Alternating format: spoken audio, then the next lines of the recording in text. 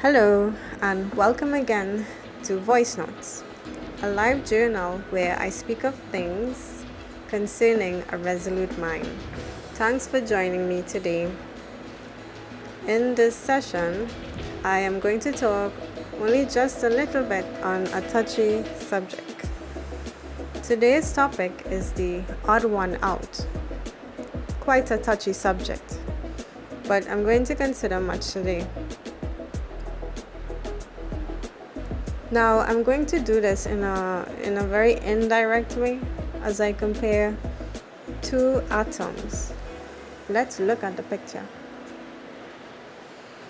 Now, what is different about these atoms? Wait, hold on. Let me state here right now. Relax, no worries. This is not a chemistry class. I can assure you this much. This has nothing much to do about chemistry.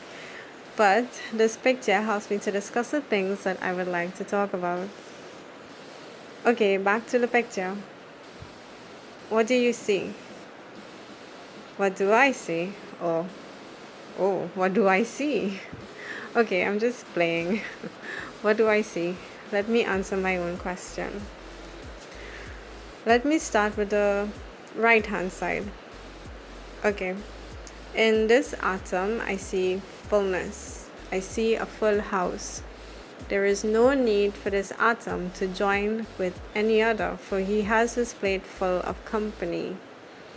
Now let us suppose that the dot on the ring represents a person.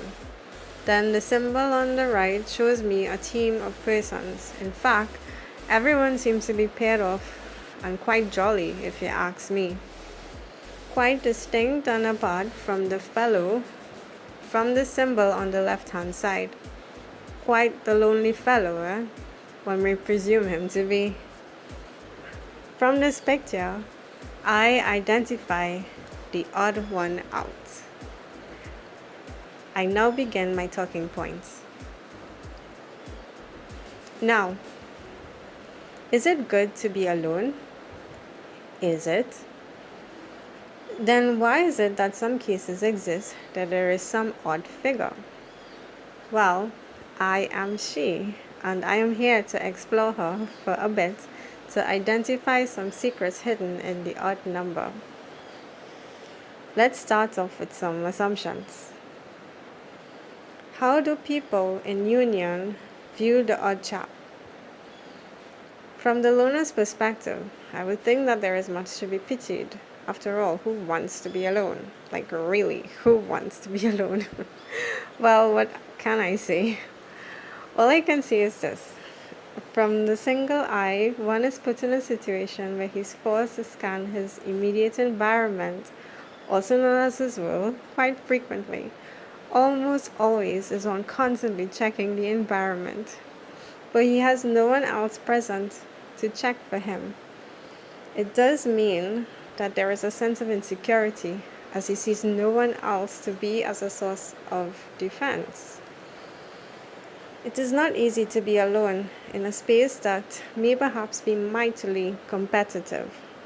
Not always, though, can one choose his environment, and so that one is put in a guarded way to always keep looking and scanning for threats or anything of such. There is never a day of rest. The loner develops something like a warrior mindset, always on guard with no letting up. What can this create? From a sense of insecurity, this may stir up in one a sense of inadequacy and probably even anxiety. So, insecurity and anxiety is one point I would like to highlight here. Now, on to my next point. It can be quite scary when left alone to do something, especially when you don't know what you're doing exactly. You have no one to muddle through the answer for you. You are left to your own devices. This can certainly be a confidence stealer, leaving one feeling stressed, overwhelmed, and if it is too much, almost helpless. There is little to no chance of success, for there is no help or guidance found when one does it alone. So, Failure and defeat is a second point that I would like to highlight. Very important point. Now on to my third point. So, who exactly does this lonely chap talk with when clearly there is no one else around? He feels anxious and very insecure. He has failed numerous times before and suffered many losses. And to make matters worse, he has no one to share his problems with. I don't mean to be bad-mouthing Hydrogen in this light, but I'm sure Hydrogen has no problem with finding a mate. Sorry, Hydrogen. Anyway, what I'm trying to say is that the odd figure most times experiences feelings of loneliness and maybe even abandonment. So, let's talk about the issues and deal with them head on. Now, I draw here another picture for you, bringing to light some adjustments that were there before but was not clearly seen. Now, in the middle of the figure, there is something called the nucleus. The nucleus is what holds, or what should hold, everything in its constituent parts. Very important structure. I'm going to include now the interaction between that found in the nucleus and the dots on the ring, which represent the people. Now, on the left, there is one chap. Just one chap. But is he alone? No. No. He's not alone. There is a nucleus. And this nucleus exists for the two figures, the one on the left and the one on the right. But there is a difference. Let me explain. This one dot on the left-hand side can be powered by the nucleus to move around sideways, backward, forward, however he chooses when powered by this power source. This chap has found autonomy to move, or what one may call, he has found his independence. He is not held back by his other bonds or mates who may carry him places he may not necessarily even want to go. This is one point, a sense of independence. And here is another point. Because this chap has freedom to move around, he cares less about failing, for there is no one to shame him in all his defeats. It grants him the rich opportunity to learn in a space where outer criticisms are minimal. He accepts defeat. He learns and remembers. His independence allows him space to learn individually from his mistakes. He becomes the learner. And now on to my final point. Who is he actually talking to? Well, there is no visible mate, but he still hears and he has a mind. He uses the faculty of his mind to generate internal conversations. He seeks guidance and direction. With this, how can he go wrong?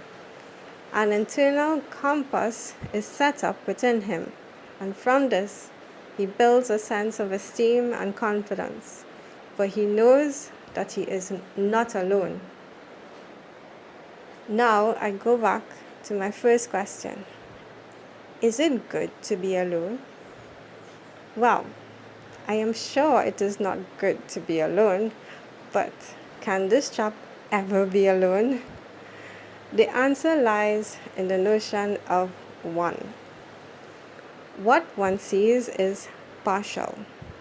What one does not see completes the whole. And what may seem to be quite the lonely chap actually takes much knowing or intuition to realize that the whole piece is found in what cannot be seen, understood, or materialized in a tangible sense. And I rest my point here. Okay, that is all I have for today. Not very chatty at all. But like always, thanks for listening, and I hope to see you until next time. Adios!